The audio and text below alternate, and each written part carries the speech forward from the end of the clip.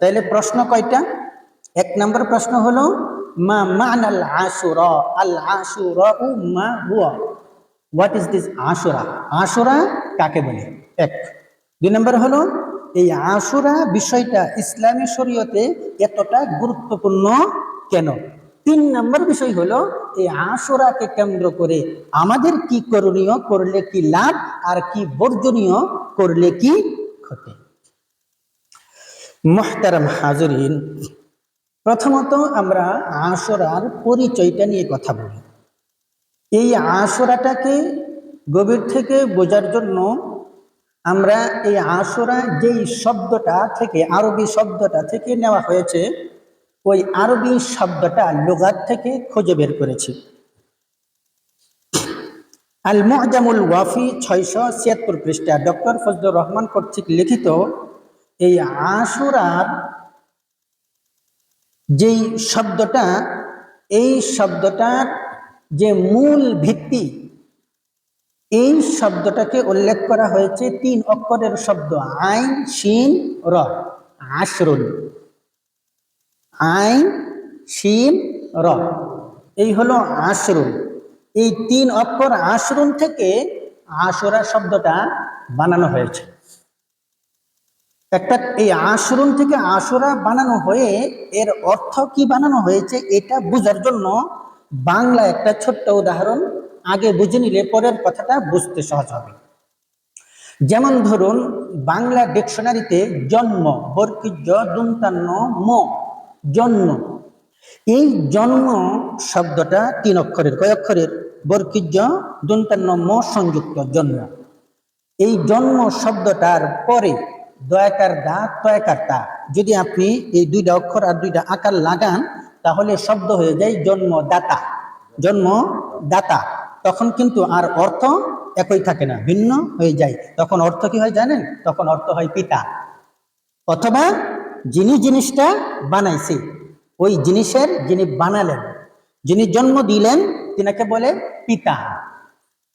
আবার এই জন্ম শব্দটার পরে দয়াকার দা এ দিগিকার দাত্রী, যদি আপনি জন্মদাত্রী বলেন একটু শব্দের ভিন্নতায়, তখন অর্থ হবে কি? মাতা। তখন মহিলা মা হয়ে যাবে। দাতা হইলে, জন্মদাতা হইলে হয় পিতা, জন্মদাত্রী হইলে হয়ে যায় মাতা। তাহলে শব্দের শেষে একটু ভিন্নতা আনলে শব্দের অর্থের কি হয়? পরিবর্তন হয়। এরকম ভাবে ব্যাপারটা যদি বুঝে থাকেন, এই আশরুন 3 অক্ষরের আরবি শব্দটার সাথে আইনের পরে একটা আলিফ বানানো হয়েছে, তারপরে শিন, শিনের পরে একটি ওয়াও, তারপরে র, তারপরে আলিফ, তারপরে একটা গুল হামজা দিয়ে শব্দ আশরুন থেকে আশুরাউন বানানো হয়েছে। আর আশরুন শব্দের 3 অক্ষরের যে আশরুন, এই 3 অক্ষরের আশরুন শব্দের অর্থ হইল 10। কত? একটু কথা কম। আশরুন শব্দের অর্থ কত? 10। এই 10কে আশুরা বানানোর পরে অর্থ হয়ে গেছে দশম। গণার পদ্ধতি 2টা, 1 2 3 4 5, প্রথম, দ্বিতীয়, তৃতীয়, চতুর্থ, আছে না গোনা? তাই আশরুন শব্দের অর্থ হইল 10, আর আশুরা শব্দের অর্থ হইল দশম। এখানেই কথা শেষ না।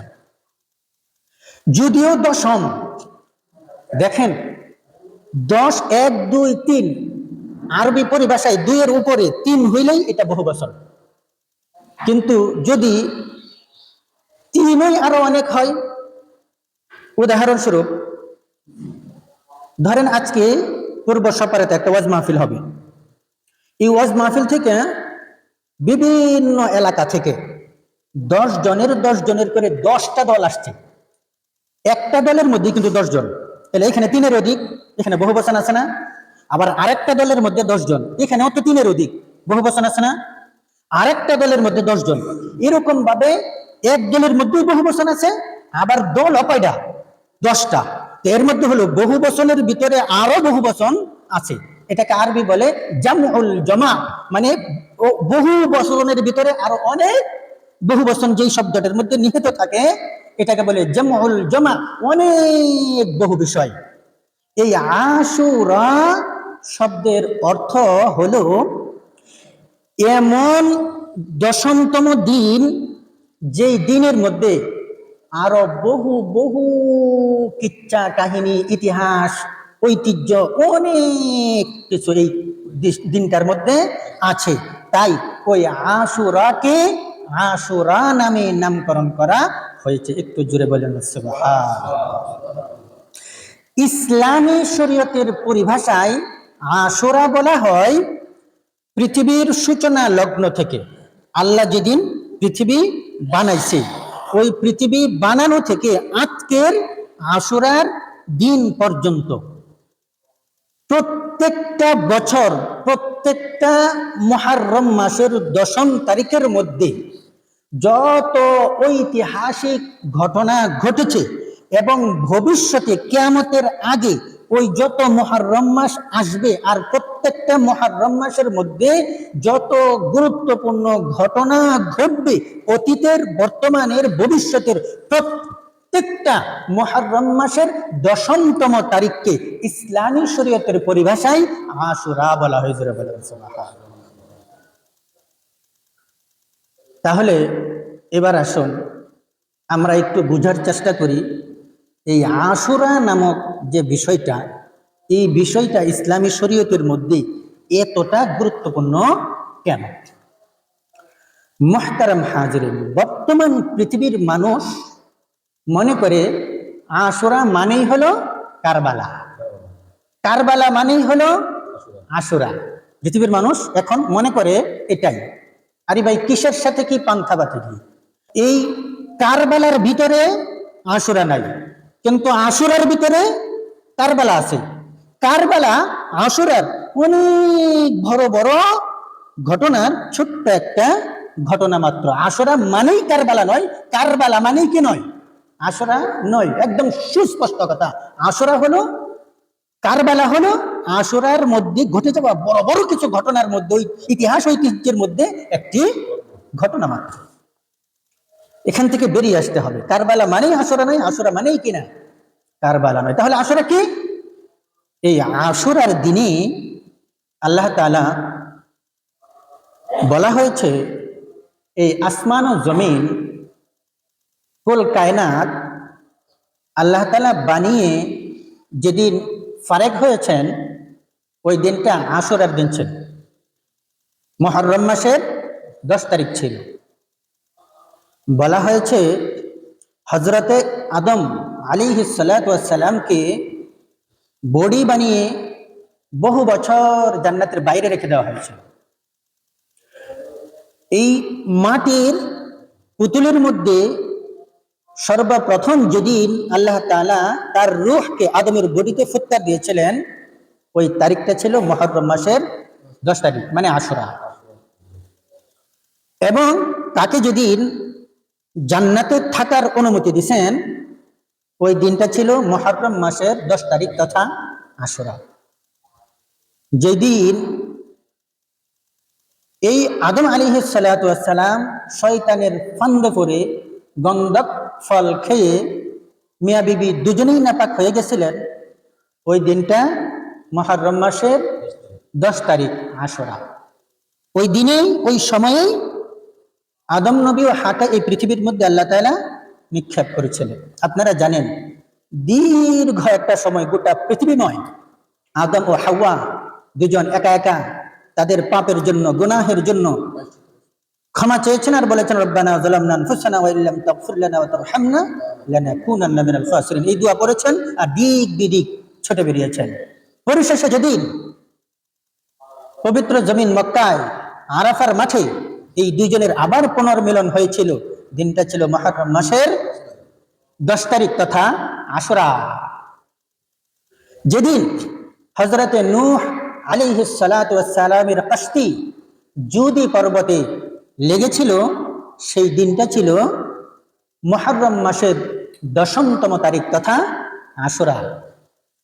যেদিন হযরতে ইউসুফ আলাইহিস সালাতু ওয়াস সালাম কে আল্লাহ তাআলা কূপের অন্ধকার থেকে নাজাত দিয়েছিলেন, সেই দিনটা ছিল মুহররম মাসের 10তম তারিখ তথা আশুরা। যেই দিন হযরতে ইউনুস আলাইহিস সালাতু ওয়াস সালামকে আল্লাহ তাআলা মাছের পেট থেকে মুক্তি দিয়েছিলেন, সেই দিনটা ছিল মুহররম মাসের 10তম তারিখ তথা আশুরা। যেই দিন হযরতে আইয়ুব নবী আলাইহিস সালাতু ওয়াস সালামকে তার কুষ্ঠ রোগ থেকে আল্লাহ তাআলা পূর্ণ সুস্থতা দান করেছিলেন, সেই দিনটা ছিল মুহররম মাসের 10তম তারিখ তথা আশুরা। এরকম ভাবে ইসলামের ইতিহাস থেকে আশুরার ঐতিহ্য ইতিহাস খুঁজে বের করতে গেলে কত শত যে বের করা যাবে তার কোনো একটা নাই। এর মধ্যে একটি ঘটনা হলো, ওই তারিখে মুহররম মাসের 10তম তারিখে নবীর দুলাল, নবীর কলিজার টুকরা, নয়নের মণি, বেহেশতের সর্দার দুজনের মধ্যে, যুবকের সর্দার দুজনের মধ্যে একজন হযরতে ইমাম হুসাইন রাদিয়াল্লাহু তাআলা আনহুকে ইরাকের কারবালার প্রান্তরে উবাইদুল্লাহ ইবনে জিয়াদ মুনাফিক কর্তৃক নির্মমভাবে শাহাদাত করা হয়, যাকে যেই ঘটনাটাকে আমরা কারবালা নামে চিনি।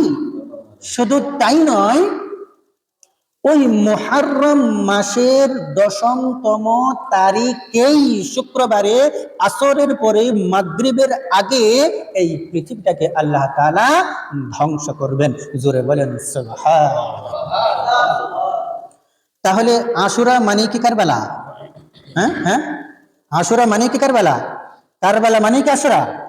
আরে না না, আশুরা ব্যাপারটা বিশাল, কারবালা আশুরার ছোট্ট একটা অংশ মাত্র।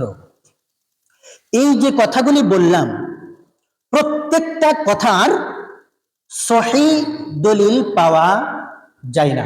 এত ঘটনা এই তারিখেই ঘটেছে, খুব শুদ্ধতম দলিল সবগুলো ঘটনার পাওয়া যায় না। কিন্তু আমি এমন একটা ঘটনা এই তারিখে ঘটেছে যার কোরআনিক দলিল আছে এবং সহিহ হাদিসের ভিত্তি আছে, এমন একটি দলিল আমি খুঁজে বের করেছি। তাহলে আসুন, আমরা বলেছিলাম মুহররম মাসের 10তম তারিখ তথা আশুরার দিনে হযরতে মূসা আলাইহিস সালাতু ওয়াস সালামকে আল্লাহ তাআলা ফেরাউনের কবল থেকে মুক্তি দিয়েছিলেন।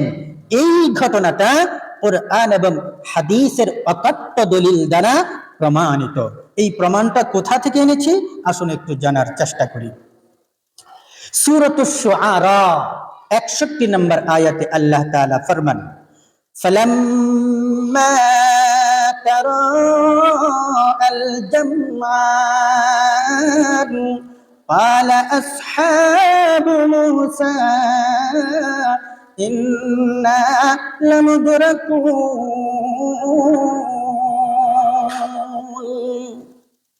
হযরত মূসা আলাইহিস সালাতু ওয়াস সালাম, আপনারা জানেন ফেরাউনের সম্প্রদায়কে, ফেরাউনকে দাওয়াত দিতে দিতে ফেরাউন সম্প্রদায়ের পক্ষ থেকে জানের হুমকি পেয়ে তার সাথী বর্গদেরকে নিয়ে ওই দেশ ছেড়ে পলায়ন করার জন্য চেষ্টা করেছিলেন। যখন হযরত মূসা আলাইহিস সালাতু ওয়াস সালাম নীল নদের কাছে গিয়ে পৌঁছালো, পিছনে ফেরাউনের সৈন্যবাহিনী আর সামনে হলো নীল নদ।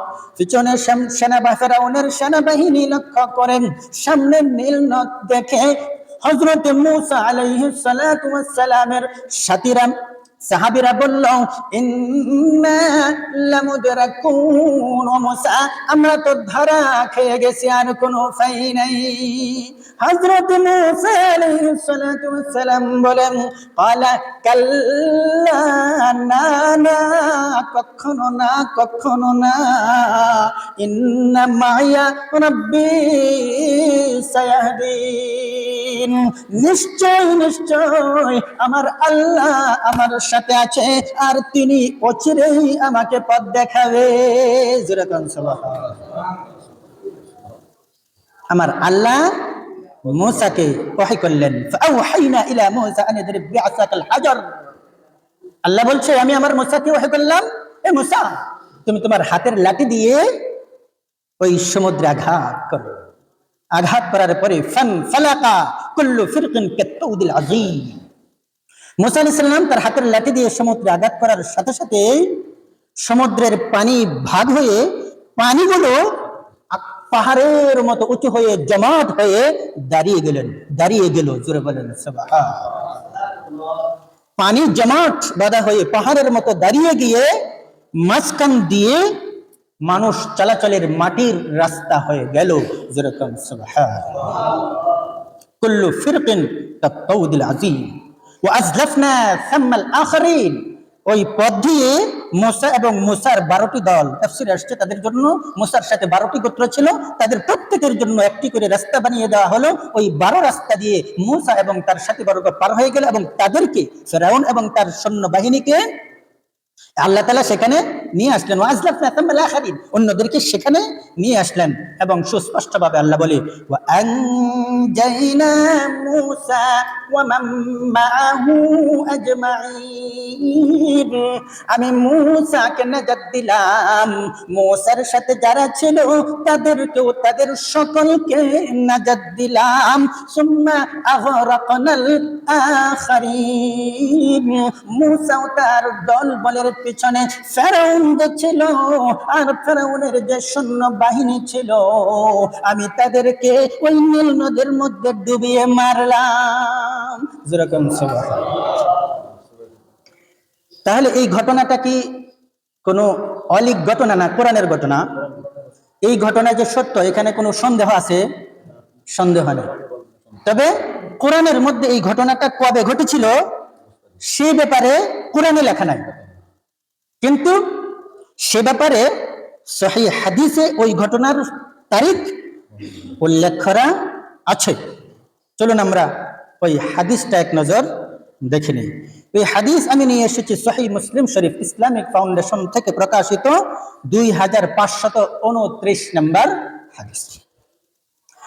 عن ابن عباس رضي الله تعالى عنهما أن رسول الله صلى الله عليه وسلم قدم المدينة.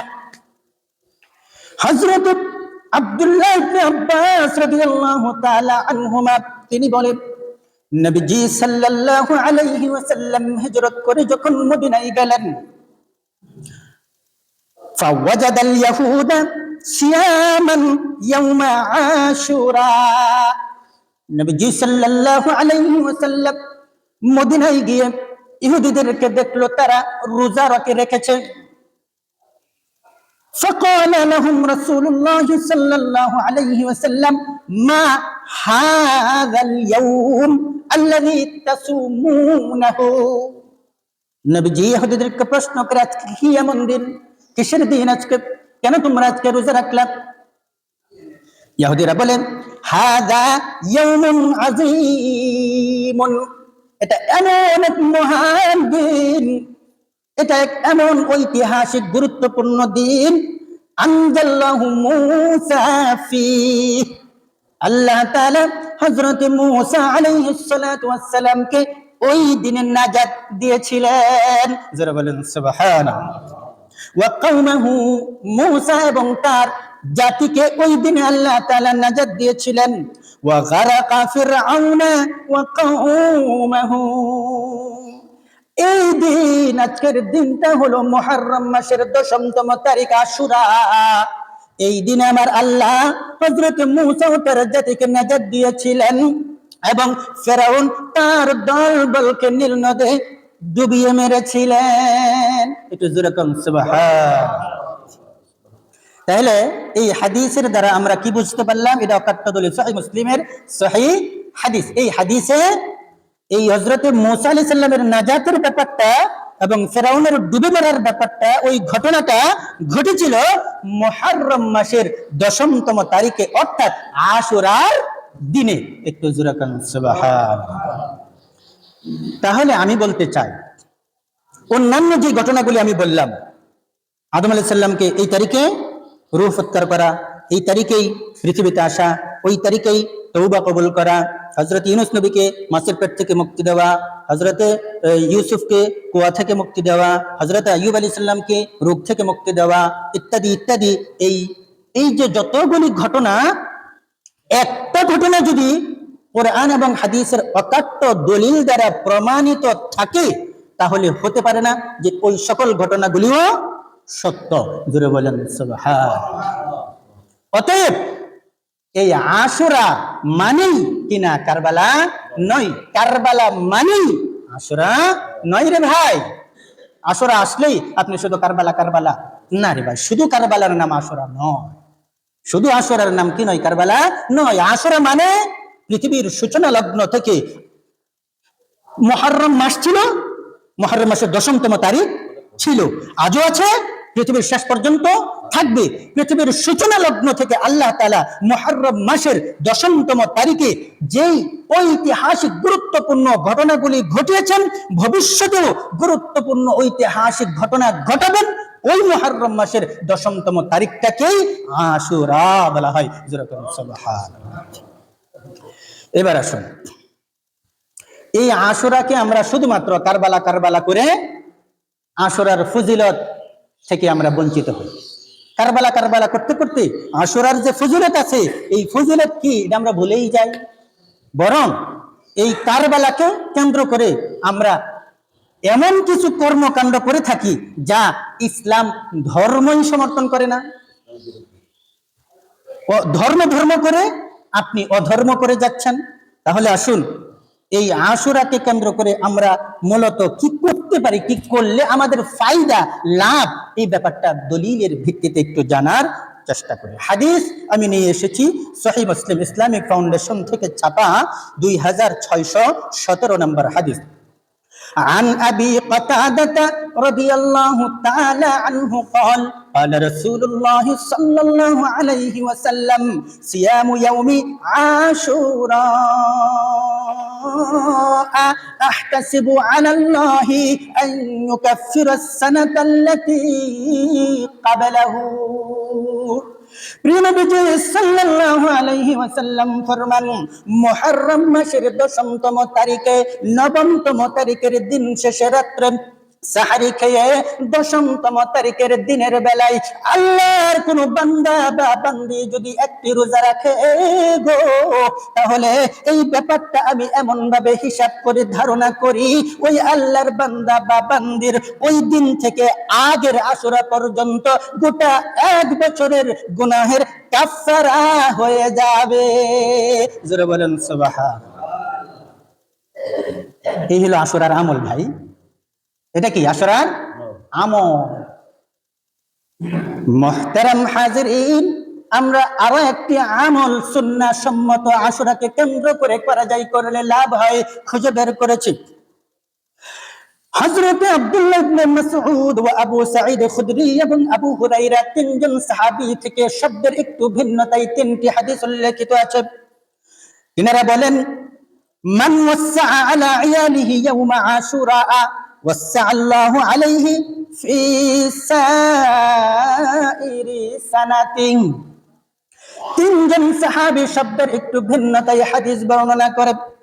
প্রিয় নবীজি সাল্লাল্লাহু আলাইহি ওয়াসাল্লাম ফরমান, মুহররম মাসের 10তম তারিখ তথা আশুরার দিনে আল্লাহর কোন বান্দা যদি তার পরিবারের জন্য একটু অতিরিক্ত খরচ করে, স্বাভাবিক খাবার দাবার যদি শুটকি ভর্তা স্বাভাবিকভাবে প্রতিদিন খাই, ওই দিনে যদি একটু মাছের ব্যবস্থা করে, অন্যান্য দিন মাছ খেলে আজকে যদি একটু গোশতের ব্যবস্থা করে, নিজের পরিবারের জন্য একটু ভালো খাবারের আইটেমের ব্যবস্থা করে, আমার আল্লাহ পাক রব্বুল আলামিন প্রিয় নবীজি সাল্লাল্লাহু আলাইহি ওয়াসাল্লামের মাধ্যমে ফরমান, আল্লাহর ওই বান্দার সংসারের মধ্যে, পরিবারের মধ্যে, অথবা আল্লাহর ওই বান্দার আয় রোজগারের মধ্যে আগামী আশুরা পর্যন্ত সচ্ছলতা দিয়ে দিবে।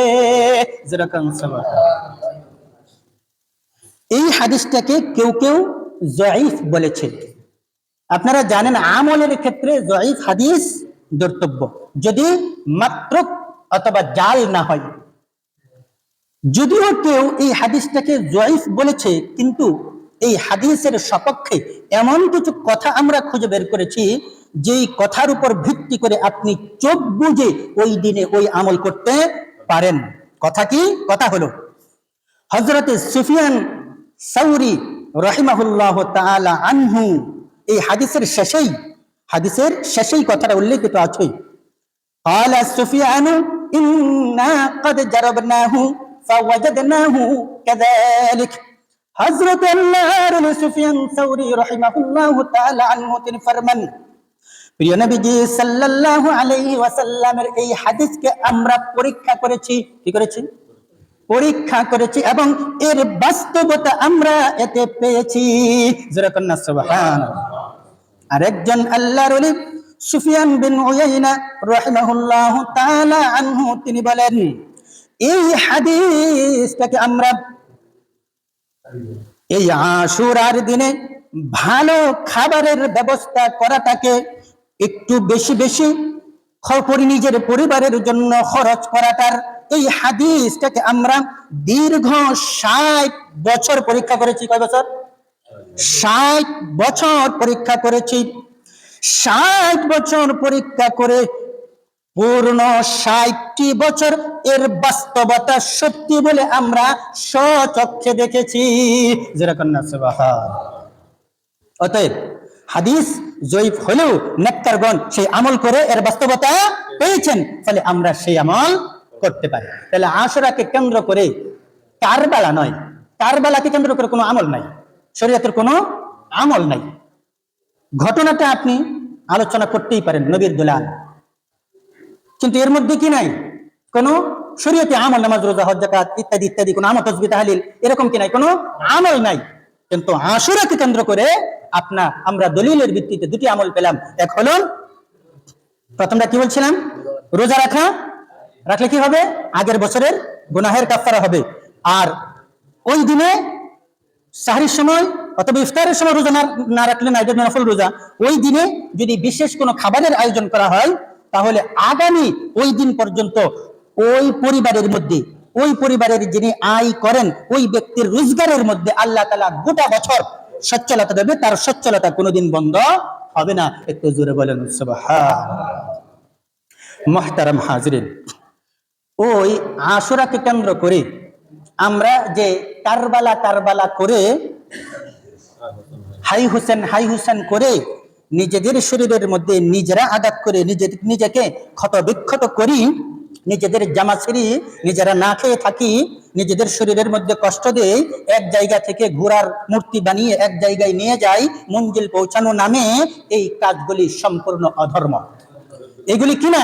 এগুলি ধর্মই না, এগুলি হলো অধর্ম। অধর্ম মানে ধর্মের বিরোধী কাজ, এগুলি অধর্ম। অধর্মের নামে আমরা ধর্ম করে যাচ্ছি।